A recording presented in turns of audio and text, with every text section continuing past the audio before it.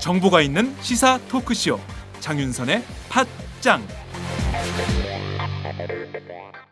다음은 팟짱 서포터즈 1호 광고입니다.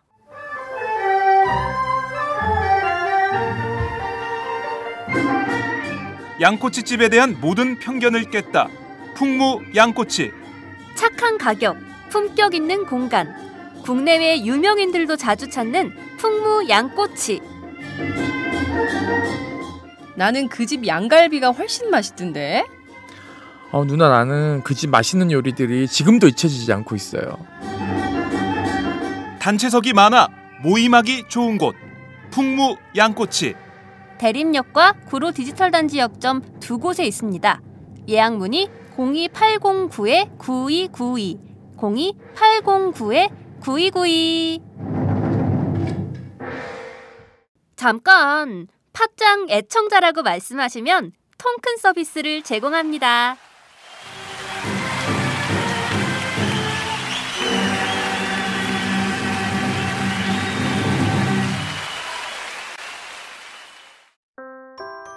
안녕하세요. 충남 금산에서 아버지와 함께 인삼농사를 지어 홍삼을 만들고 있는 젊은 농부 이성규입니다.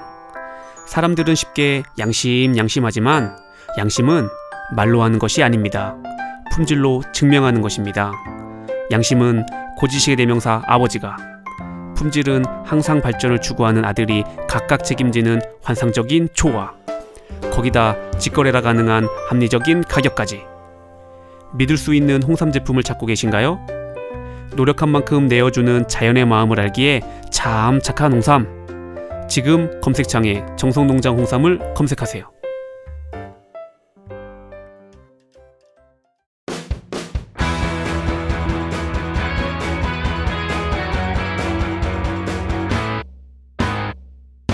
색깔 있는 인터뷰. 색깔 있는 인터뷰 시작하겠습니다. 국회 안전행정위원회는 어제 전체 회의를 열고 국정원 해킹 관련 유서를 남기고 숨진 직원 임 과장의 사망 사건을 놓고 진실 공방을 벌였는데요. 어제 회의에 출석했던 경찰청 그리고 중앙소방본부 측은 타살 가능성은 없다, 이렇게 보고를 했습니다. 네, 그렇지만 여전히 아직도 풀리지 않는 의문들이 꼬리에 꼬리를 물고 있는 상황인데요. 오늘은 국회 안행위 야당 간사이신 정청래 새정치민주연합 의원을 모시고 임 과장 자살 그리고 풀리지 않는 의혹들에 대해서 한번 짚어보도록 하겠습니다. 의원님 어서 오세요. 네, 안녕하십니까. 이 시대 참 수사관 정청래입니다. 아니 그러게요. 저는 참 언론인이라고 할 뻔했어요. 왜냐하면 그 사실 현장 취재를 하는 것은 기자들의 몫인데 국회의원이 막 현장 취재를 다니셨더라고요. 마트로 버스 정류장으로 막 여기저기 샅샅이 취재를 하셔서 그 결과를 가지고 어제 안행위에서 여러 의혹들을 제기하셨는데요. 자, 우선 국정원 임모 과장 자살 사건에 대해서 많은 국민들이 의혹을 갖고 있습니다. 이분이 도대체 왜 스스로 목숨을 끊었을까 하는 점인데요. 하나하나 좀 짚어보도록 하죠. 우선 임 과장이 숨진 날이 지난달 18일입니다. 이때 현장에 소방당국보다 먼저 도착한 사람이 국정원 직원이었다, 이런 주장이 제기가 됐는데요. 네. 자, 우선 이걸 어떻게 이해해야 될까요? 우선 18일 새벽 임 과장은 어떻게 움직였는가? 동선. 임 과장의 동선부터 제가 말씀드리겠습니다. 네. 4시 55분에 집을 나옵니다. 그 집은 용인시청 바로 옆에 있는 아파트입니다. 네. 그리고 용인시청 또 바로 옆에 동부경찰서가 있습니다. 그래서 제가 임 과장 아파트 정문에서부터 똑같이 따라가 봤어요. 집을 나와서 바로 좌회전을 합니다. 그리고 한 200-300m 가다가 바로 우회전을 합니다. 그럼 용인대학교 이렇게 큰 캠퍼스가 그 현판이 보여요. 그리고 거기를 지나가면 용인대학교를 스쳐 지나갑니다. 우측에 용인대학교가 있고 그 길로 가요. 그리고 새벽이니까 차량들이 많지는 않았겠죠. 그렇죠. 그리고 마지막 CCTV 영상이 화산리 쪽에서 새벽 6시 23분에 마지막으로 찍힙니다. 그러면 1시간 반 정도를 네. 화산리까지 갔다는 거죠. 네. 그 정도 걸리나요? 근데 시간은 네. 한 25분가량이면 갈 수 있는 거리입니다. 네. 그럼 나머지 1시간 정도는 무엇을 했는가? 네. 마트를 들릅니다. 이곳저곳 마트를 들러요. 네. 저희도 이제 똑같이 가봤어요. 네. 숯도 사고 소주도 사고 은박지도 사고 예.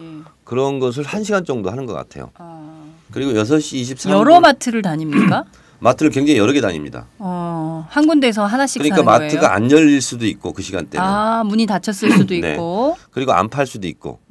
그러니까 번개탄을 구입했다. 네. 라고 이제 경찰이 했는데 네. 어떤 주소에서 어떤 가게에서 샀는지를 얘기해 주지 않아서 저희는 그 마트 상호만 갖고 네네. 그 동선 따라서 이제 그 마트에 들어갔는데 그 마트는 번개탄을 원래 안 팔았다. 그래서 그게 뭐 어떤 언론에 보도도 되고 그러니까요. 정정도 제가 했는데 네. 그러니까 이제 번개탄을 사러 갔을 수도 있어요 그 마트에. 네. 근데 안 판다 그러니까 네. 다른 마트를 간 거예요. 1.5km 떨어진데 같은 이름이에요. 네. 마트 상호가 똑같이. IM 마트라고. IM 마트. 예. 네. 근데 경찰이 갖고 와서 보니까 그 1.5km 떨어진 IM 마트 좀 큰 데더라고요. 거기서는 임 과장의 CCTV가 찍혀 있었어요. 450원짜리 번개탄을 5개를 샀고 옥수수 수염차 하나를 사서 3,450원인가 이렇게 결제를 카드로 했다는 것은 제가 확인을 했어요. 이처럼 이곳저곳 계속 지그재그로 아니면 같은 데 다시 왔다가 이렇게 막 돌아다녀요. 1시간 동안을 배회했다는 거죠. 그렇습니다. 차량을 가지고. 그리고 이제 다 샀는지 이제 그 죽음의 장소로 가는 거죠. 그리고 6시 23분에 마지막 CCTV가 차량이 찍히고 그리고 산길을 올라갑니다. 그러니까 거기가 화산리 버스 정류장인가요? 6시 23분 그 근처입니다. 곳이. 네. 그래서 화산리 버스 정류장은 일반 쌩쌩 달리는 이제 도로예요. 국도예요? 네. 국도인지 지방도인지는 모르겠는데 2차선 도로인데요. 그리고 이제 화산리 버스 정류장에서 오른쪽으로 샛길이 있어요. 새 마을이 있고 그리고 집이 있고 길이 있고 옆에 하천이 있어요. 근데 차량이 2대가 비켜설 수가 없습니다. 한 대가 간신히 지나가는 길이고 그 마을 샛길을 지나서 농로를 가고 양쪽에 논이 있고 산이 있고 이러고 1.4km를 올라가는 겁니다. 그러면은 숲속으로 산속으로 올라간다. 숲속으로 산속으로 올라가요. 그러면 머릿속으로 좀 그림을 지도를 그려보자면 차가 쌩쌩 다니는 화산리 버스 정류장에서 우측으로 작은 샛길이 있는데 그 샛길을 따라서 쭉 올라가면 시골길 그러니까 농로가 연결이 되면서 그 길을 따라서 1.4km까지 올라간다는 거죠. 마티즈가 임과장의 마티즈가. 근데 거기는 운전 미숙자는 가기 어렵겠더라고. 너무나 길이 좁아서요. 길이 좁아서. 조금의 여유도 없어요. 그러면 주변이 뭐예요? 집들이에요? 아니면은 막 나무가 있어요? 왼쪽에 집이 있다가 그 금방 사라지고 집이 몇 채 안 되니까 그다음 농로길이에요. 그리고 그 농로가 평야지대가 아니라 이제 산 기슭이죠. 그리고 이제 산으로 계속 올라가는 거예요. 그래서 저희 차량도 그 밑에 그 범버 다 가지고 고장 날 뻔했어요. 의원님 차가 그 정도로 길이 험한 거죠. 험한 길이죠. 올라가다가 이 길로 올라갈 수 있을까 없을까 하다가 저희는 포기하고 우리 운전하는 수행비서한테 여기서 기다리고 있어라. 그리고 걸어서 올라갔어요. 저는 차가 못 올라갈 것 같아서. 마티즈가 작은 소형차니까 끝까지 올라갈 수 있었을. 근데 자신이 없더라고. 이제 제 차가 제네시스인데 이걸 올라가면 차가 기스날 것 같고 뭐 고장 날 것 같고 뭐가 밑에 받칠 것 같고 그래서 여기서 기다려라 하고 걸어서 올라간 거죠. 걸어서 한 500m 정도 올라간 것 같아요. 사고 지점까지 갔어요. 다시 정리를 해보면 18일 지난달 18일 7월 18일 새벽 4시 55분에 집을 나서서 1시간가량 쭉 배회하면서 뭐 여러 가지 용품들 죽음을 준비하는 용품이라고 봐야 될까요? 숯도 저희가 똑같은 마트에서 수술 샀다는 데서 마트에서 수술 샀는데 어쨌든 그 본인의 최후를 준비하면서 준비해서 올라간 거예요. 그런데 문제는 여기서부터 발생하는 것 같아요. 그날 이분은 이렇게 했는데 발견된 게 11시, 오전 11시 50분가량 돼요. 소방이 처음에 보고할 때는 11시 28분에 현장에서 목격자 진술을 확보했다. 근데 저희가 그때는 그러면 한 50m 정도 되는데 그러면 11시 30분에 발견된 거 아니냐. 이렇게 저희가 추론했었는데 소방이 다시 이제 바꿨어요. 11시 54분에 현장 목격 진술자를 확보했고 1분 후에 차량을 발견했다. 그래서 11시 55분에 발견한 거다. 최종 수정을 그렇게 했어요. 소방에서. 그렇다면 소방이 이제 발견하고 나서 시신 상태가 사후강직이다. 이렇게 보고를 해요. 사후강직은 네이버 백과사전에 제가 찾아봤어요. 그랬더니 사망 후 5시간 내지 6시간 후에 몸이 굳어지는 현상이라고 했어요. 그러면 11시 55분에 그 사후강직을 봤으니까 그러면 7시경이 실제 사망 시간이 아닐까. 이렇게 저는 추론을 합니다. 임 과장의 사망 시간도 지금 명쾌하게 규명된 것은 아니죠. 사망 시점도 왔다 갔다 하는 것 같아요. 그 사망 시간을 국과수에서는 특정은 몇 시경이다 이렇게 아니고 굉장히 좀 긴 시간으로 이렇게 지금 삼고 있습니다. 자, 어찌됐든 이분이 그러면 뭐 의원님의 분석에 따르면 오전 11시 사망했을 가능성이 있는 것인데 아니 7시경. 7시경. 예. 7시경. 사후강직이라고 소방에서 보고를 했기 때문에 저 주장을 대비해서 보자면 그러니까 7시 23분이 마지막 CCTV고 거기까지 차량으로 올라가는 시간은 대체적으로 10분에서 15분 정도? 그 정도면 올라갈 시간이거든요. 그러면 6시 한 40분경 그때 현장에 도착했을 수 있죠. 자, 그런데 CCTV에 보면 그 소방당국하고 대화를 나누는 그 반바지 차림의 남성이 있지 않습니까? 이분이 국정원 직원이라는 거예요. 그리고 이분이 현장에 그 소방보다 먼저 도착을 했다는 거 아닙니까? 화산리 버스 정류장으로 집결하라. 이게 11시 7분 무전인가 뭐 그렇다는 거예요.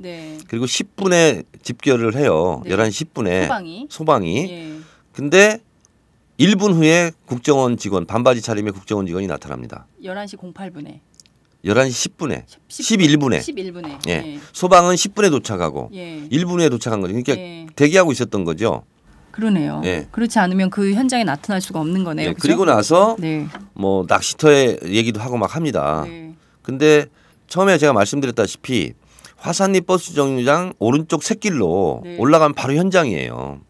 그게 저는 혹시 장소를 헷갈리게 만들지 않았을까라는 의심을 하는 거죠. 그 국정원 직원이요? 왜 그랬을까요? 그건 알 수가 없죠. 그러니까 위치 추적이 돼인 상태라는 거잖아요. 국정원 직원 핸드폰은. 그럼 이 샛길로 올라가세요. 이렇게 하지 않았어요. 그게 무슨 말입니까? 그러니까 부인하고 연락하고 왔다. 이렇게 얘기해요. 국정원 직원이. 그리고 뭐 낚시터도 얘기하고 막 얘기를 합니다. 그러니까 화산리 버스 정류장까지는 잘 간 거예요. 그리고 샛길로 바로 올라가면 되거든요. 그러면 1.4km 외길이니까 곧장 찾을 수 있어요. 근데 거기서도 헤매는 거죠.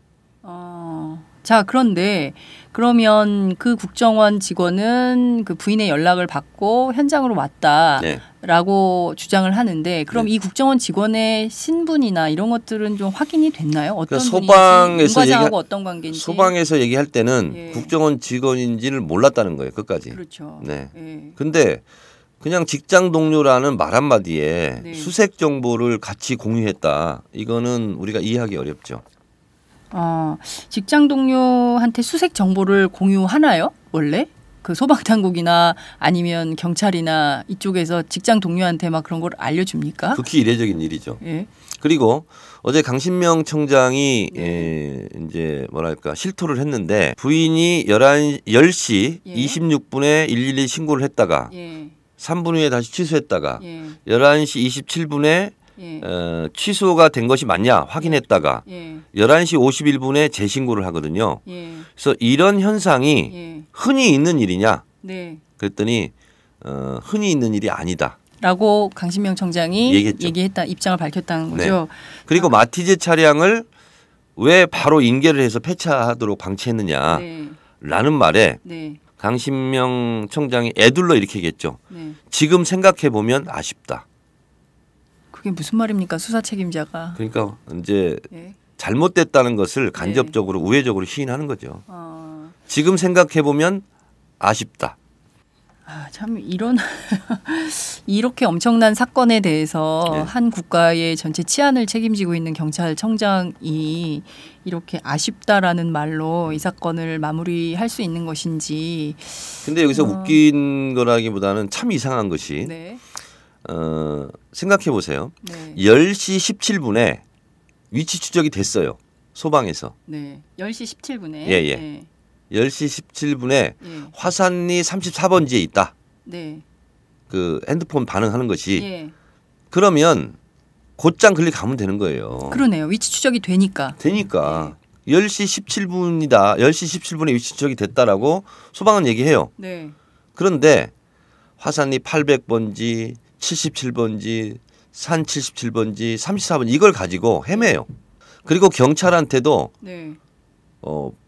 소방이 8번 통화했다는 거예요. 강신명 청장에 의하면. 예. 근데 계속 헷갈려요. 그러니까 산 77번지 이렇게 얘기해 주는 것이 아니라 네. 77번지 이렇게 얘기해 줘요. 그러니까 이게 한 500m 정도 차이가 난다는 거예요. 거리가. 예.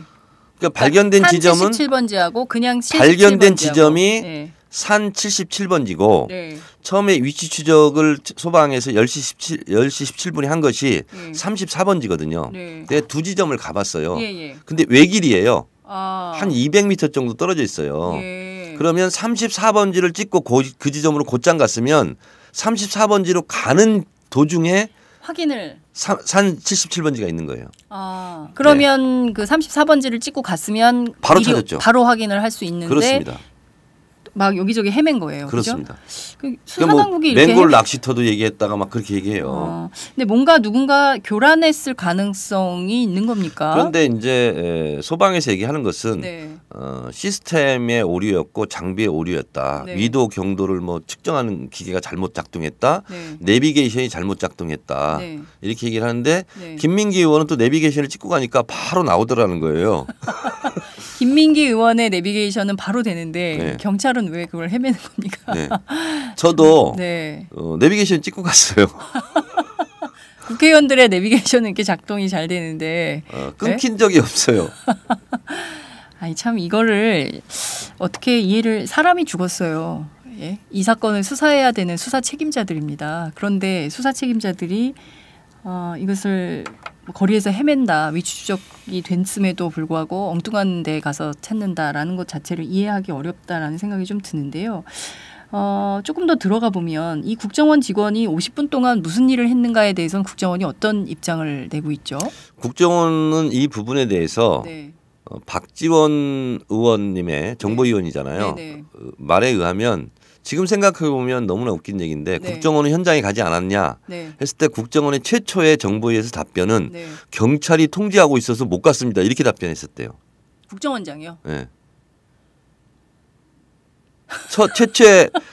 최초의 발언은 그거였대요. 그래서 네. 박지원 의원께서 예. 지금 생각해 보니 너무 황당하다. 그때는 이제 이런 여러 가지 팩트들이 밝혀지지 않았을 때니까 경찰이 통제하고 있어서 그럼 경찰이 접근을 못했나?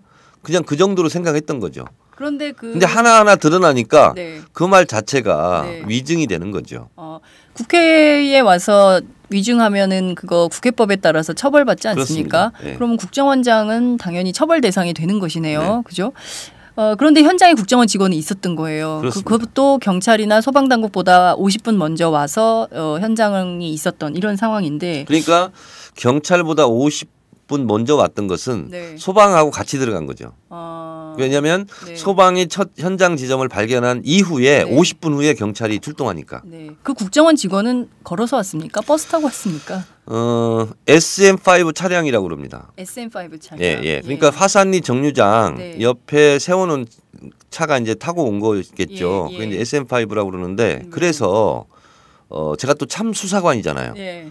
그래서 제가 직접 하지는 않았지만 네. 직접 지시를 했죠. 네. 우리 비서들한테. 예. 마티즈 차량이 찍힌 네. 국가에서 관리하고 있는 CCTV가 5개고 네. 또 이제 개인이 관리하는 것도 있습니다. 거기서 네. 찍힌 것을 다 검색을 해봤어요. 네. 근데 마티즈 차량이 지나가는 바로 그 장면 찍힌 것만 줘요. 경찰에서. 예. 그래서 아니다. 우리는 전후자. 혹시 예. 그 차량을 계속 따라다니는 차량이 있을 수도 있다. 예. 그러니 전거까지 달라. 네. 그때 전거는 뭐 사생활, 보안 이런 얘기를 하면서 절대 주지 않아요 지금. 그럼 마티즈 동선만 보여주고 그 마티즈를 중심으로 해서 좌우 혹은 앞뒤로 어떤 차량이 좌우는 없고 앞뒤지. 시간 개념이니까 예, 앞뒤지. 예, 앞뒤로 네. 보이는 이런 차량들에 대해서는 전혀 조회할 수 없게 이렇게 해놨다는 그렇습니다. 건가요? 그래서 저희가 한 30분 앞뒤를 네. 좀 살펴보고 싶어서 예. 그걸 같이 보고 오너라 예. 이렇게 직접 지시를 했는데 네. 제 직접 지시가 관철되지 않았어요. 상당히 의혹입니다. 이를테면 그분이 먼저 와 있었다면 어떻게 그렇게 알고 와 있었던 것인지 사고 지점에 그러니까 미행 가능성이 그 있었던 것은 국정원 아닌지 짚어봐야죠. 직원의 말은 네. 임 과장 부인하고 연락을 하고 왔다. 임 과장 부인은 어떻게 알았습니까? 그러니까요. 임 과장 부인은 몰랐기 때문에 10시 26분, 11시 27분, 11시 51분 막 이런 일들이 그러니까 있지 않습니까? 임 과장 이제 부인 네. 동선도 제가 또 따라가 봤어요. 똑같이 똑같이. 참수사관. 네. 근데 집을 나오면 왼쪽에 바로 네. 용인시청이 붙어 있고 용인시청 바로 옆에 또 동부경찰서가 붙어 있어요. 네. 그런데 집을 나와서 네. 동부경찰서로 안 갑니다. 어디로 갑니까? 그리고 우회전을 해요. 그러니까 임 과장은 좌회전을 해서 갔고 예. 임 과장 부인은 우회전을 해서 예. 동백 소방 파출소로 갑니다. 그게 5.5km 떨어져 있어요. 근데 5.5km 중간에 미술학원에 네. 딸을 내려줬다는 거죠. 자, 그런데 보통 미술학원에 딸을 내려. 예. 이 위급한 상황에. 그건 제가 아직 확인 못했습니다. 예. 미술학원을 가야 되기 때문에 예. 미술학원 가는 김에 네. 동백 소방파출소에 갔다는 거예요. 그래서 제가 또 동백 소방파출소를 갔어요. 네. 갔는데 바로 옆 건물이 또 112를 신고할 수 있는 파출소예요. 경찰 파출소, 동백 예. 파출소. 예. 그러니까 동백 소방 파출소가 있고 예. 동백 경찰 파출소가 있는 거예요. 네, 네. 근데 먼저 도착하는 것은 112예요. 예. 근데 거기를 한 건물을 지나쳐서 예. 소방 파출소로 가죠. 걸어서. 근데 좀 이해할 수가 없네요. 근데 보통 실종자라든가 위치 추적은 보통 112로 하죠. 그렇습니다. 예. 예. 그런데 그 이분은 되게 119를 한다는 것은 네. 우리 남편이 지금 위급한 상황입니다. 긴급한 상황입니다. 구조해 주세요. 예. 구조 요청. 할 때 구조 요청을 할 때 119로 하고 네. 우리 남편이 실종됐어요. 찾아주세요 하는 것은 보통 112로 하죠. 그렇습니다. 근데 처음에는 이것이 저는 굉장히 궁금했어요. 네. 근데 정보위에 들어갔던 신경민 의원이 네. 저한테 얘기해 주더라고요. 뭐라고 얘기했어요? 8시 40분경에 네. 그날 예. 국정원 제3차장이 119에 신고해라라고 지시를 했다는 거예요. 부인한테? 그건 모르겠어요. 부하 직원한테 예. 한 걸로. 아. 그래서 신경민 의원이 저한테 귀뜸을 해주더라고요. 그게 이제 어느 언론에서 단독 특종을 했는데 네, 네, 그러니까 결국은 네. 임 과장 부인은 국정원으로부터 연락을 받고 네. 119에 신고를 했다라고 아. 볼 수밖에 없는 거예요. 그렇군요. 경찰에 하지 않고 119로 했던 이유는 뭘까? 이거 국정원이 왜 그렇게 했을까에 그래서 대해서도. 저는 예. 경찰이 먼저 현장을 접수하고 네. 현장을 장악하면 네. 폴리스 라인을 치죠. 네. 근데 이 지점은 폴리스 라인을 치기가 굉장히 편합니다. 밑에서 올라가는 길이기 때문에 그 앞에 폴리스 라인을 치면 네. 아무도 접근을 못해요. 동그랗게 칠 필요도 없어요. 네. 다 옆에 다 숲이기 때문에. 네, 네. 그래서 올라가는 그 앞에 네. 폴리스 라인 치면 아무도 접근을 못 하거든요. 네. 그래서 경찰이 맨 먼저 현장을 접수하고 장악하고 폴리스 라인으로 통제하고 있으면 네. 곤란한 상황이 발생하는 건가? 이런 의심을 할 수밖에 없는 거죠. 곤란한 상황이라는 건 어떤 걸 얘기를 하는 겁니까? 그러니까 예를 들면 국정원이 네. 그 현장에 접근을 못 한다거나 뭐 그럴 수 있는 거죠. 네. 근데 소방은 네. 폴리스 라인도 치지 않고 네. 어제 안행위에서는 네. 소방대원 하나가 문을 열었더니 네. 이렇게 증언했어요. 연기가 자욱하지는 않았다.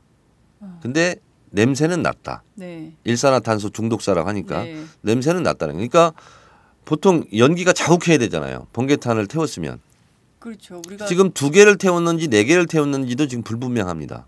5개를 샀는데 5개를 샀는데 그것도 지금 유류품 조사를 한 것을 경찰이 가져왔는데 네. 그것도 정확하거나 선명하지 않아요. 명확한 조사 보고서가 예, 아니라는 예, 거죠. 예, 예. 근데 어쨌든 번개탄 2개가 탔어도 네. 4개가 아니라 2개 탔어도 하나만 태워도 굉장히 연기가 많이 나는데. 연기가 굉장히 많이 나는 거죠.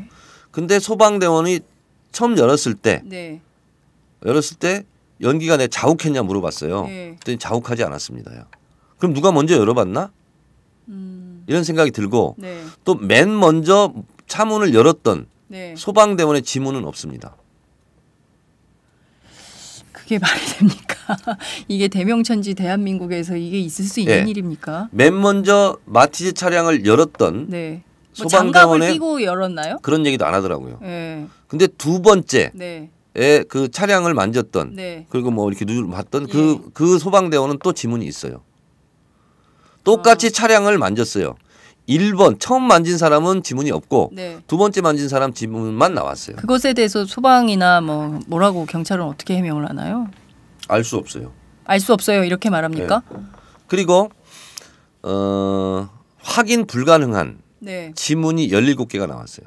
그것에 대해서는 뭐 의미 없는 거여가지고 쪽지문이다. 쪽지문이다 이런 이렇게 나왔는데 얘기가 있죠. 예. 어쨌든 100번 양보해서 네. 이렇게 논란이 있는데 네. 지금 마티즈 차량을 폐차하지 않았으면 네. 다시 할 수도 있는 거잖아요. 검증을 해볼 수 있죠. 그렇죠. 수사 검증을. 예. 근데 사망한 날 네. 뭐 인계를 했다는 거 아니에요, 경찰이. 그러니까요. 예. 이해할 수가 없는 상황이 계속 벌어지고 근데 있는데요. 어쨌든 어제 아무도 주목하지 않았지만 네. 마티즈 차량을 처음 연 소방대원의 증언은 네. 연기가 자욱하지 않았다는 겁니다. 그러면 사전에 누가 먼저 열어서 봤을 가능성도 그런 의혹을 제기해 볼 수도 있겠다. 제가 참 수사관이잖아요. 네. 수사관은 창의적 상상력을 해야 됩니다. 예. 그럼 누가 열어보지 않았을까? 이런 의심을 할 수밖에 없는 거죠. 누가 열었을 거라고 의문을 제기합니다. 그거는 제 눈으로 보지는 않았지만 네. 상상을 하는 거죠. 네. 그리고 제가 이제 사실은 이제 돌아가신 고인의 시신을 말하는 것은 네. 굉장히 저도 좀 꺼림직하고 예의가 아닌 것 같기도 해요. 네. 도리가 아닌 것 같기도 하고. 그래서 저는 소방이 문을 열고 맨 처음 찍었던 시신 사진과 네. 50분 후에 경찰이 출동해서 찍은 시신 사진이 육안으로 봐도 네. 좀 달라요. 의원님께서 직접 확인하셨습니까? 네, 같은 사람이긴 한데 네. 저도 그냥 속 시원하게 네. 소방이 찍은 시신 사진과 경찰이 찍은 시신 사진을 그냥 공개했으면 좋겠어요. 그러나 제가 차마 그렇게 못 하겠어요. 네. 그 유가족들도 있고 그렇습니다. 그러니까. 그래서 제가 육안으로 봤을 때는 같은 사람이지만 자세는 다르다.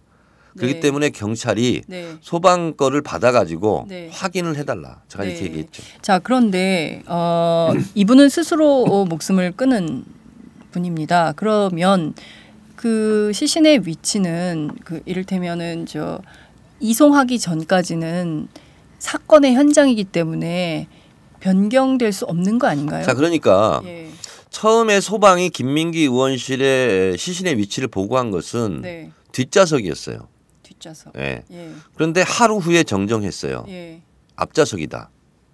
운전석이다. 예. 근데 저희가 헷갈렸습니다. 착각했습니다. 이거예요. 네. 그래서 정정합니다. 예. 였는데 그러면 왜 헷갈렸느냐? 네. 무전을 안 쳐서 그래요.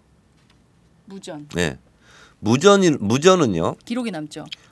무조건 녹취가 됩니다. 네. 실시간대 초단위로. 네. 그러면 마티즈 차량을 찾으러 갔어요. 네. 발견된 순간 기뻤지 않았겠어요? 아, 찾았다 드디어. 예. 그 무전이 없어요. 그러니까 차량을 찾았다 발견했다 시신을 찾았다 발견했다라는 무전 녹취록이 없습니다. 그거는 다 예. 핸드폰 통화를 했다는 거예요. 그런데 저희가 일반 집회만 하더라도요. 전부 다 무전으로 하지 무전으로 않습니까? 하죠. 그런데 왜 개인 핸드폰일 거 아니에요? 그렇습니다. 개인 핸드폰으로 사건 기록을 왔다 갔다 송치한다? 이해할 수 그래서 없는데요. 제가 예. 또 참 수사관으로서 네. 그 현장에 가서 예. 전화를 해봤어요. 네. 서비스 안 됨. 서비스 불통 지역이었어요. 핸드폰. 서비스가 안 되는 지역이라고요? 네. 그러면 그 다 수거해야 되겠네요, 핸드폰을. 서비스 안 된 지역이에요. 그래서 제가 그러니까 그 산 77번지. 예. 산 77번지가 서비스 안 된 지역이라는 전화 불통 지역이라는 그렇습니다.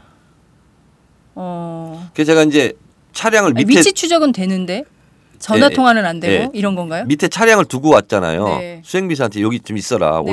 차가 올라가기가 좀 그러니까. 예. 그래서 우리 수행비서한테 전화를 했어요. 네. 제 전화로. 예. 제 건 아이폰이거든요. 예. 그랬더니 통화 실패 계속 나와요. 그래서 우리 다른 보좌관 전화를 또 했어요. 예. 그랬더니 그것도 서비스 안 됨이 나오는 거야.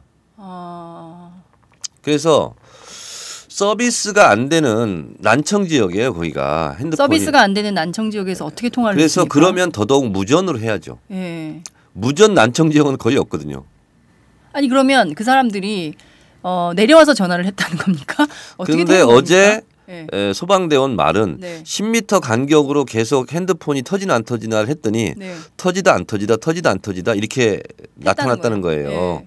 그러면 본인 주장을 인정한다면 네. 소방대의 주장 인정한다면 10m 간격으로 핸드폰이 터졌다 안 터졌다 그러면 네. 저는 그냥 안 터지는 지역에서 그냥 계속 세대를 실험했다고 치고 네.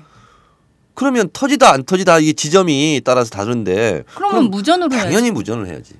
네? 무전은 그런 게 없잖아요. 그런데 무전은 왜 무전을 안 5번이나 거미줄 친다는 무전이 있어요. 거미줄 친다 하는 것은 네. 무전으로 하지 않고 다른 통신 수단으로 하자라는 겁니다. 그렇게 하지 않는 한 네. 있을 수 없는 일이다. 네. 그리고 또 박남춘 의원이 제기한 네. 12시 30분부터 네. 58분까지 그렇습니다. 28분 구급차 영상이 블랙박스. 사라지죠. 예. 블랙박스 영상이. 예. 근데 이제 시동을 껐다는 거예요. 그렇죠. 근데 시동을 끄면 네. 까맣게 되거나 네. 이렇게 되잖아요. 그렇죠. 근데 그런 게 없이 곧장 28분만 날카로운 칼로 잘려진 것처럼 사라져요. 그리고 영상이 바로 끊기고 시작돼요. 그러니까 처음에 이제 어제 이제 JTBC 보도를 통해서 이제 그런 게 드러난 것인데 굉장히 중요한 28분이었을 가능성이 있는 거 아닙니까? 그렇습니다. 그 시간이 어떤 시간으로 봐야 될까요? 그 사라진 28분 사이에 현장에서는 12시 어떤 일이 30분부터 네. 12시 58분은 네. 어떤 시간이냐면 네. 11시 55분에 네. 차량과 시신을 소방대에서 발견했잖아요. 네. 그러면 거기서 뭔가를 했을 거 아니에요. 네. 그리고 경찰을 출동을 요청을 합니다. 네. 소방에서. 네. 경찰이 출동하는 시간이죠. 경찰이 출동해서 뭔가 수습할 수 있는 시간일 그렇습니다. 수 있겠네요. 그러면 이게 경찰이 어떻게 했을 가능성? 그건 모르겠어요. 왜 삭제했을까요? 누가 무슨 필요에 의해서? 그러니까 시동이 꺼서 네. 그 분량을 촬영하지 못했다라는 것이 네. 소방의 설명인데 위치가 달라진 것에 과연 그런지 네. 그것은 수사를 해봐야 될 것 같아요. 네.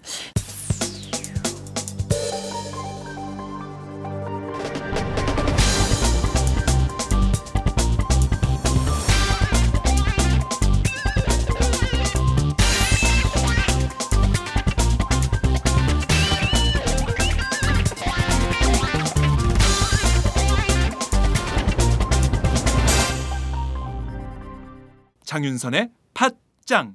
지금 보면 그 이분의 죽음의 의도나 이런 것들이 전혀 해명이 안 되는 가운데 이게 지금 계속 의혹이 커지고 있는 이런 상황인데요. 지금 국회 정보위는 언제 열릴지 일정 협의가 제대로 안 되고 있는데 야당에서는 국정조사를 요구하고 있는 상황인 것 같습니다. 이 의혹들을 어떻게 풀어야 될까요? 저는 여기서 네. 한간에 이제 이런 얘기도 있어요. 네. 국정원 해킹 프로그램 이 사건에 네. 임 과장 죽음의 본질은 아니다. 네. 뭐 현장이 어떻고 뭐 거미줄을 치고 물론 그렇습니다. 그런데 저는 이 임 과장 변사 사건 관련한 네. 여러 가지 풀리지 않는 의혹들 예. 이걸 풀어야 되는 이유가 있습니다. 왜냐하면 임 과장은 도대체 어떤 일을 했길래 죽음으로까지 내몰렸고 선택했는가, 죽음을 선택했는가, 그리고 죽음을 선택한 그 시점에 네. 국정원이 위치 추적으로 파악하고 있었는가, 네.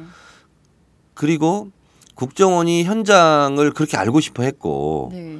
그리고 현장에 소방대보다 먼저 만약에 접근을 했다면 왜 그랬을까? 네. 저는 그래서 어제 안행위에서 이렇게 얘기했어요. 임 과장이 자살을 했다. 네. 근데 임 과장이 자살 현장을 국정원은 굉장히 긴장된 상태로 궁금했을 것이다. 왜냐하면 임 과장이 혹시 폭로 문건이라든가 이런 걸 가지고 죽었으면 국정원으로서는 굉장히 난리 나는 거 아니에요. 네. 그렇기 때문에 현장을 먼저 보고 싶어 했을 것이다라고 나는 생각한다. 네. 라는 거죠. 그러면 국정원이 뭔가 그렇게 두려웠다는 거 아닙니까? 네. 사건 현장, 임 과장 변사 사건, 네. 그 사건 현장에 도대체 어떤 폭발력 있는 그 무엇이 있지 않았을까라고 네. 국정원은 긴장된 상태로 관심을 가질 수밖에 없었을 것이다.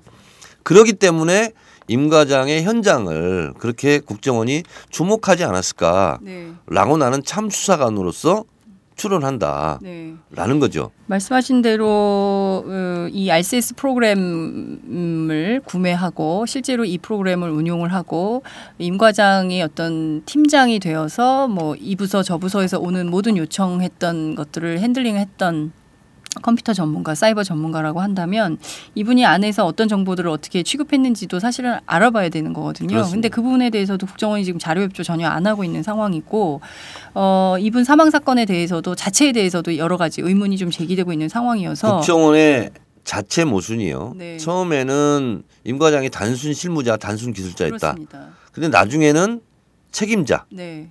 임 과장이 모든 걸 다 했다. 네. 그래서 우리는 알 수 없다. 그러니까요. 그렇게 됐어요. 예.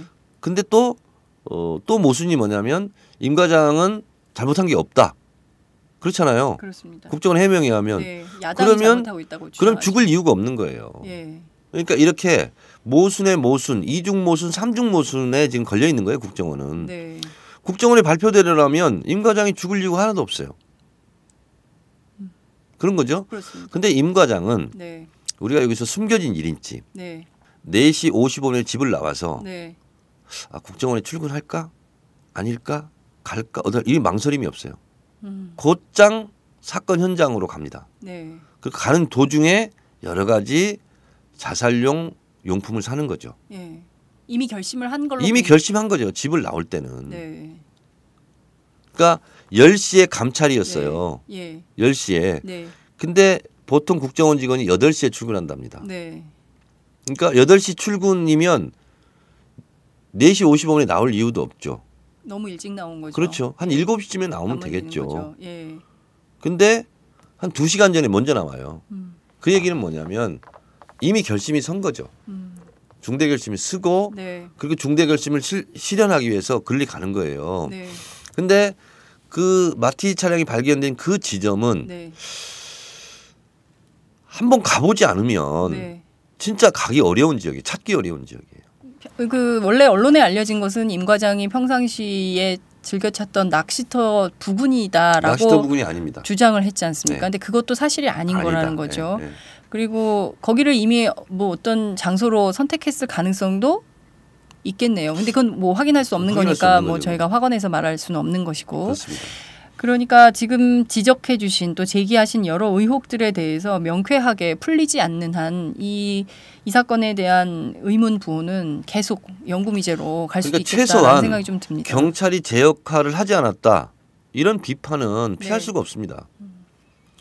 초동 수사가 관건이잖아요. 그렇습니다. 저도 참 수사관으로서 네. 초동 수사가 정말 중요할 것 같아. 예. 근데 그 초동 수사 예. 현장을 놓쳐버린 거죠. 경찰이. 예. 예. 그러니까 사건의 핵심에 가닿을 수도 없는 이런 지경이 돼버린 거네요. 그렇습니다. 그렇기 때문에 저는 네. 의도가 됐든 의도가 되지 않았든 경찰이 소방보다 50분 늦장 출동한 것은 사실이고 네. 그리고 현장을 맨 처음 가보지도 못했고 네. 그리고 현장을 장악하지도 못했고 네. 결정적 증거물인 마티 차량은 폐차해 방치했고 예. 이렇게 된 거예요. 예. 그러니까 대한민국 경찰이 네. 이러면 되냐는 거죠. 그러니까요. 말씀하신 그리고 안행위에 출석해서는 네. 지금 생각해 보니 아쉽습니다. 참 수사 핵심 당국자가 할 소리는 아닌 것 같다라는 그렇습니다. 생각이 좀 듭니다. 국정조사를 하면 사실을 좀 밝혀낼 수 있을까요? 국정조사를 하면 네. 아무래도 지금보다는 네. 좀 더 폭넓고 좀 더 깊은 네. 부분 속에서 여러 가지 의혹들을 해소할 수 있겠죠. 네.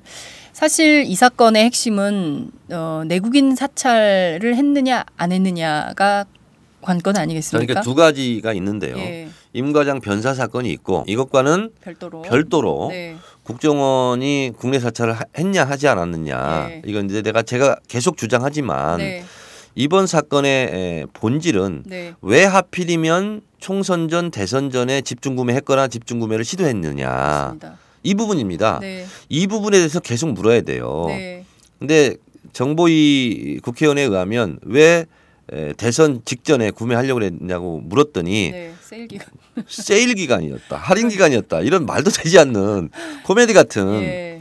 답변을 했다는 거 아니에요?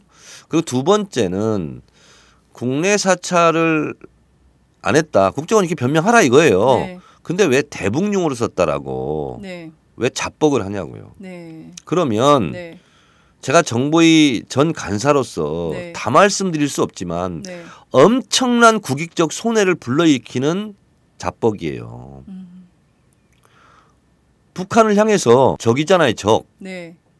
우리가 너네들 우리가 구입한 해킹 프로그램으로 너네들 정보 취득하고 있거든. 이거는 뭐냐면 적에게 정보를 알려주는 거예요. 그러네요. 잘 방비해라. 적을 이롭게 한 것은 그렇죠. 국가보안법으로 처벌받아야 되는 거 아니에요? 이적행입니다. 이적행이죠. 이적행입니다. 예. 있을 수 없는 거예요. 예. 만약에 네. 정보위에 참여했던 야당 국회의원이 네. 국정원이요 해킹 프로그램으로 북한 정보를 취득합니다. 라고 말했다고 상상해 보세요. 그건 처벌받아야 국정원이 가만히 있겠습니까? 네. 국정원에서 구속 수사하라고 할 거예요. 네. 이적 행위를 했다고. 네. 왜 스스로 그런 행위를 합니까? 국정원이. 이 부분도 국익적 관점에서 엄중하게 문책해야 돼요. 책임을 물어야 돼요. 네. 세 번째는 제가 정보위 야당 간사라 하면 네. 예산결산 소위원장이에요. 네. 국정원 예산을 제가 다 파악한 사람이에요. 네. 어떤 예산도 네. 해킹 프로그램을 사는 것은 불법 예산입니다. 그 자체가 범죄예요. 네. 국가재정법 위반 네. 소지가 있어요. 자, 말씀하신 대로 이것은 불법 예산이었고 국가재정법 위반이라면 이 형사처벌 대상인 그렇습니다. 것인데요. 그렇습니다. 그러면 지금 이 사건과 관련해서 국정원이 수사를 통해서 밝혀내야 될 것들도 이건 이제 있지만 지금 얘기한 것은 검찰이 예. 수사를 해야 되는 상황이고요. 네. 그리고 네 번째 제가 한 가지 더 지적하고 싶은 것은 네. 이탈리아 해킹팀이라는 네. 회사가 예. 사기업입니다. 네. 그렇습니다. 사기업이에요. 예. 그 사기업에게 대한민국 국가정보원에 중요한 정보를 넘겨준 거예요. 우리 해킹 프로그램으로 그러니까요. 해킹할 거니까 우리한테 팔어. 그것도 이메일로. 정보원들은요. 네. 정보 취득 과정은 흔적을 남기지 않는다예요. 원칙이. 네. 근데 이메일이라는 흔적을 남겨. 그리고 해킹을 당했어. 그리고 그것이 폭로가 됐어. 그래서요. 네. 성공한 공작은 묻히고 네. 실패한 공작은 드러난다. 이게 정보기관에서 있는 일이거든요. 네. 드러났어요. 실패한 공작이에요. 그것만으로도 처벌받아야 돼요. 국정원은. 네. 그것이 불법이다 합법이다를 떠나서 네. 드러났잖아요. 네. 실패한 공작이에요. 그러니까요. 국민들이 그런 얘기를 합니다. 특히 임 과장 자살 사건에서 드러나는 여러 가지 의혹들, 의문점들을 보면서 아니 그래도 명색이 대한민국의 대표적인 정보기관인데 이렇게 흔적을 많이 남기고 이렇게 의문을 남기고 이렇게 무능할 수 있는 건가. 그렇습니다. 이게 지금 현재 국정원의 수준이라면 이 국정원을 그대로 놔둬도 되는 건가. 안보에 문제가 없는 건가. 이런 위험한 생각을 갖게 돼요. 저는 정보위 간사를 했던 경험으로서 네. 제가 진정으로 말하는데 네. 대한민국에 제대로 된 정보기관은 진짜 필요합니다. 제대로 된 국정원은 필요해요. 왜냐하면 대테러, 네. 산업 스파이, 그리고 대북 정보 뭐 이런 것을 취득을 해야 돼요. 네. 근데 이런 것에 집중을 하지 못하고 있는 것 같아요. 왜? 헛짓거리 쓸데없는 짓거리를 하고 있다 보니까. 그래서 정작 네. 해야 될 것은 네. 못하고 있는 거예요. 그래서 제가 정보위를 하면서 네. 정작 제대로 된 정보기관에서의 제 역할을 하기 위한 예산 편성을 해라 하고 제가 도와준 적이 있어요. 네. 그러니까 그런 첨단 기술이라든가 아니면 대한민국 국익을 위해할 수 있는 여러 가지 요소를 정보를 취득해서 차단하는 이런 역할을 국정원이 해야 되는 거예요. 근데 자꾸 국내 정치, 국내 민간인 사찰 이런 쪽에 휘말리다 보니까 네. 국정원으로서도 자꾸 힘을 잃는 거죠, 지금. 국민들로부터 신뢰도 못 받고. 맞습니다. 그러다 보니까 본인들이 정작 해야 될 걸 못 하고 있어요. 네. 예를 들면 국정원은 볼멘 소리로 얘기합니다. 의원님, 국내에 거주하는 외국인 중에서 네. 산업 스파이 혐의가 있는 사람들은 감청 좀 하게 해주세요. 네. 해야죠. 그렇잖아요. 네. 근데 국정원이 신뢰를 못 받아. 네. 그 사람들만 하는 게 아니라 국내에도 하려고 하는 거 아니야? 네. 이렇게 계속 의심을 받고 있기 때문에 제대로 된 역할이 필요한 것도 사실은 못하고 있는 경우도 많은 거죠. 그렇군요. 그러니까 정작 해야 될 것들은 안 하고 엉뚱한 데 힘을 쏟다 보니까 국민적 신뢰를 못 받아서 결국 국정원이 제 역할을 못하게 된 이 악순환의 고리가 반복되고 있는 거네요. 그렇습니다. 자, 그런데 국정원은 의심할 수밖에 없는 게 지난 대선에 댓글 부대로 참여를 하지 않았습니까? 네. 그것이 이제 재판을 통해서 여실하게 딱 드러난 이런 상황인데요. 관련해서 국정원 개혁 의제도 됐었어요. 그래서 국내 정치 파트를 없애야 된다 이런 주장도 있었고요. 수사권도 박탈해야 된다 이런 주장도 있었는데 국회 안에서 관철이 안 됐던 것 같습니다. 국정원 개혁의 핵심 저는 두 가지만 꼽는다면 네. 이제 여러 가지가 있는데 딱 네. 두 가지만 꼽는다면 대통령 직속 기관을 해제하는 겁니다. 독립기구로? 아니 그러니까 총리의 지위를 받는 걸로. 총리 지휘를 받는 걸로요. 예. 그러니까 대통령 직속 기관이기 때문에 네. 총리실에서도 관여를 못 합니다. 오로지 대통령과 1대1 관계예요. 그렇기 때문에 무소불위의 권력이 생기는 거예요. 네. 대통령과 1대1 관계이기 때문에 다른 장관들 심지어 총리마저 네. 국정원이 나에 대한 정보를 어떻게 보고하지? 라는 의혹을 가질 수밖에 없기 때문에 국정원이 두려운 거죠. 그러니까 못하는 거예요. 네. 저는 이번에 경찰이 네. 따돌림 당하고 배제당한 의혹이 많은데 네.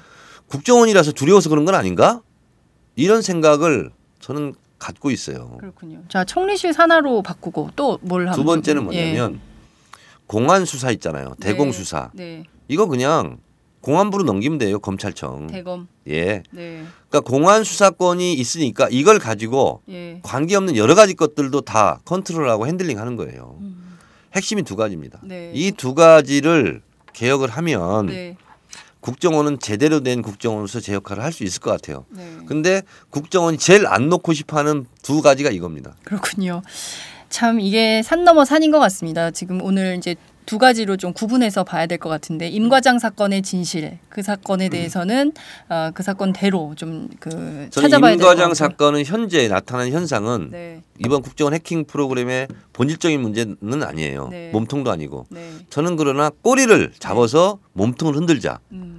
이러한 생각으로 임 과장 변사 사건에 또 안행이 일이기도 하고 네네. 그래서 제가 주목하고 계속 지금 탐문 수사를 하고 있는 거죠. 네, 알겠습니다. 오늘 굉장히 많은 국민들이 정말 그러네 무릎을 탁탁 치고 들을 만한 의혹들을 전부 제기를 해 주신 것 같습니다. 무엇보다 현장에 답이 있다는 말처럼 직접 현장 탐문 수사, 근데 제가 탐문 취재를 통해서 확인한 내용이 더 생생한 것 같아요. 그 임 과장 아파트 앞부터 임 과장의 동선을 따라서 움직일 때 참 제 마음이 굉장히 착잡했어요. 이 죽음의 길을 선택하고 이 동선을 따라서 움직였던 임 과장의 심정은 어땠을까? 얼마나 억울했을까? 그런 생각이 들더라고. 네. 그리고 정보기관이기 때문에 신분을 노출할 수도 없고 네. 그리고 뭐라고 세상을 향해서 소리칠 수도 없고 그 심정이 어땠을까? 그리고 화산리 버스 정류장에서 간신히 차 한 대 올라가는 그 길을 네. 마티즈 차량을 끌고 올라가는 그 심정은 어땠을까? 그리고 녹록길을 지나서 그 숲속길로 아무도 보지 않는 그곳에서 소주 한 병을 마셨다는 거 아니에요. 소주를 마셨을 때 그 심정은 또 어땠을까? 그런 찹찹하더라고요. 찹찹하고 그 임 과장이 국정원 요원이다를 떠나서 네. 한 아내의 남편으로서 그리고 두 딸의 아버지로서 그리고 또 아들로서 그 개인 임 과장의 삶은 또 무엇인가? 그 인생은 이렇게 마감되어야 되는가? 이래서 한 사람의 어떤 상처, 고뇌 그리고 무언가를 짊어지고 가야 했다면 그가 짊어졌던 그 고통 그리고 그 죽음을 선택하는 과정 속에서의 그 공포와 두려움 이런 것을 생각하니까요. 그 현장이 진짜 오싹오싹하더라고. 네.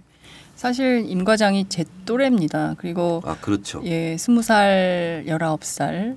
사실 아빠들이 딸 바보잖아요. 그 얼마나 예쁘게 길렀겠어요. 그러니까요. 그리고 큰딸은 육군사관학교를 보내고 이렇게 했는데 그 아버지가 이렇게 스스로 죽음을 선택할 수밖에 없는 상황이에요. 물론 국정원은 아니라고 주장을 하지만 뭐 내몰린 거죠. 아니라고 주장을 하지만 임 과장 본인으로서는 네. 죽음을 선택할 수밖에 없는 것은 내몰린 거죠. 그러니까요. 그러니까 국정원은 뭐 펄쩍을 뛰고 하겠지만 본인은 그렇게 압박감을 느낀 거 아닙니까? 심리적 압박이 상당히 컸던 그리고 거죠. 그 당일날이 감찰 시간이었고 10시가. 그러니까 본인은 감찰을 받으면 안 되는 상황이었던 거죠.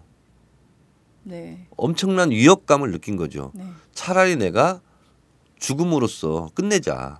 이렇게 본인은 결심을 한 거죠. 그리고서 집을 나오는 순간 네. 망설임이 없이 그냥 CCTV에 찍힌 경로를 가다 보니까 네. 그냥 결심을 하고 간 거예요. 그 국내 프로파일러 1호인 그 배상훈 교수에 따르면 그 흔적을 찾아봐야 된다는 거예요. 마티즈가 갔다면 앞뒤로 함께 이동하는 차량이 있었는지 없었는지를 반드시 확인을 해봐야 된다라는 주장을 하더라고요. 그게 사건의 저도 그 생각을 했어요. 네. 혹시 묘령의 차가 계속 마티즈 차량 뒤를 따라가지 않았을까? 그렇다면 그걸 확인해 봐야 되겠다. 근데 아직 이제 확인이 안 된 상태죠. 그 마티즈 차량 동선 그 부분만 공개를 하고 있으니까. 네. 자, 지금 제기하신 여러 가지 의혹들에 대해서 한 점 의혹 없이 다 해명이 돼야 될 것 같습니다. 그렇지 않으면 이 사건 계속 그러니까 국민적 의혹을 받을 국회의원은요. 수밖에 없을 겁니다. 국민들 누구나가 갖고 있는 의심을 대신해서 관계 당국에 물어보는 거고 네. 그 의혹은 관계 당국이 해명을 해야 되는 거예요. 그게 서로의 저는 의무라고 생각하거든요. 그래서 어제도 제가 안행이 마지막 발언을 통해서 안행이 오늘 묻고 대답하기를 통해서 해명된 부분도 있고 아직도 풀리지 않는 의혹이 있다. 그것은 경찰이 국정원이 소방당국이 계속해서 국민적 의혹을 해소해야 된다라고 제가 얘기를 했죠. 네. 알겠습니다. 이 미진한 부분에 대해서는 앞으로도 계속 참 수사관으로서 파헤쳐 주시고요. 그리고 새로운 사실이 발견될 때마다 저희 팟짱에 출연하셔서 애청자들에게 상세한 설명을 해주시기를 부탁드립니다. 장윤선 부장님이 아닌 기자님. 눈가에 왜 이슬이 맺혔어? 네? 눈가에 눈이 약간 벌개졌어요. 아닌데요. 임 과장 얘기하면서 우리 또래인데 하면서 눈가가 약간 붉어졌어.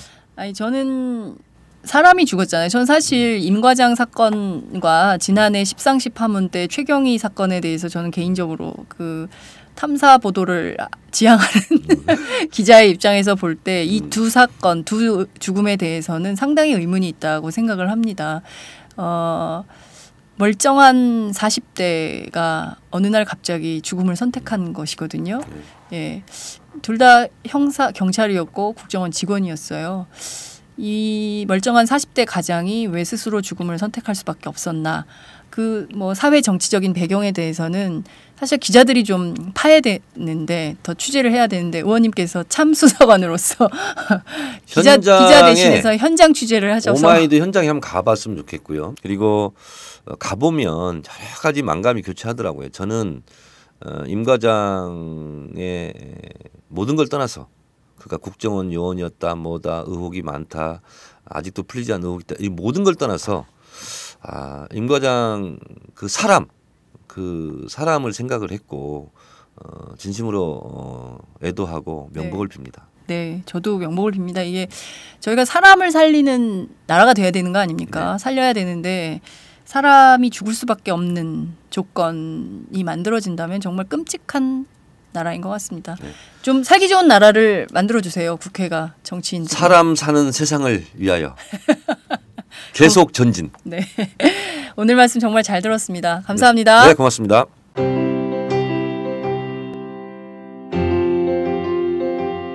보통 오마이뉴스를 생각을 하면 쉽게 접하지 못하는 좀 더 정확하고 보다 정의롭고 또 저희가 꼭 알아야 하는 그런 그 소식들을 전해준다는 그런 기대가 있습니다. 그래서 오마이뉴스 기사를 받으면 또 보게 되면 이제 사람 냄새도 나고 또 우리가 어떻게 살아야 하는지 좀 더 의식도 되고 또 다시 저를 돌아보는 기회도 되고 그래서 이제 너무나 감사하게 생각을 하고 있고 또 이런 그 기사뿐만 아니라 젊은이들의 어떤 그 문화 활동 그러나 이제 그 문화가 순수하게 어떤 무슨 레저나 이런 것이 아니고 좀 더 우리가 그 바르게 그 세상을 살아갈 수 있는 그런 그 길을 좀 제시해주는 그런 문화를 쉽게 그 저희 삶 속으로 가져다주는 그런 그 좋은 역할도 해주시기 때문에 그런 기대도 함께 하고 있습니다. 그래서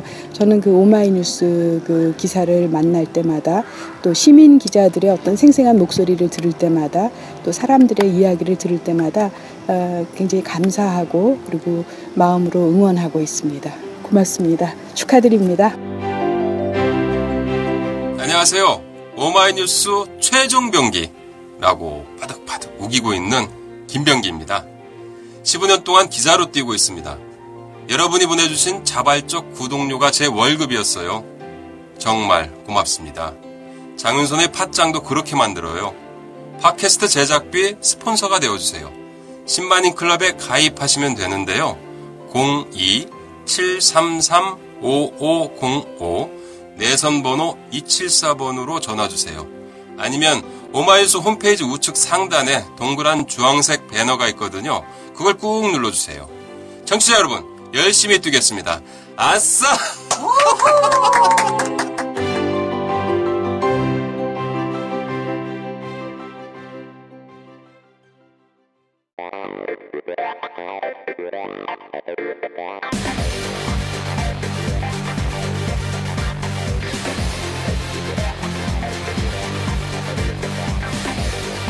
정보가 있는 시사 토크쇼 장윤선의 팟짱.